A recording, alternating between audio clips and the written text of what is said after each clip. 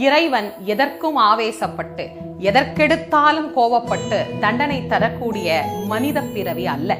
இறைவன் என்று நாம் அவரை சொல்லுவதற்கு காரணம் என்ன?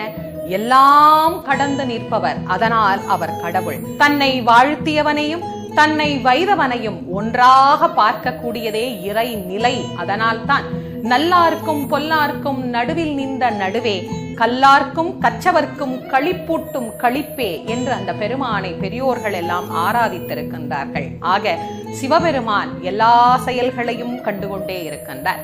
இந்த பிரபஞ்சம் எல்லா செயல்களையும் பார்த்து கொண்டிருக்கின்றது.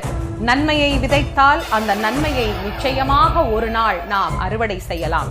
தீமையை விதைத்தால் கண்டிப்பாக அது தீமையில்தான் முடியும். இன்னொருவர் மனம் நோக நடக்கக்கூடாது என்பதை மனிதத்துவமாக நாம் பார்க்க வேண்டும் என்பதை எல்லோருக்கும் என்னுடைய வேண்டுகோளாக நான் வைத்துக் கொள்கின்றேன்.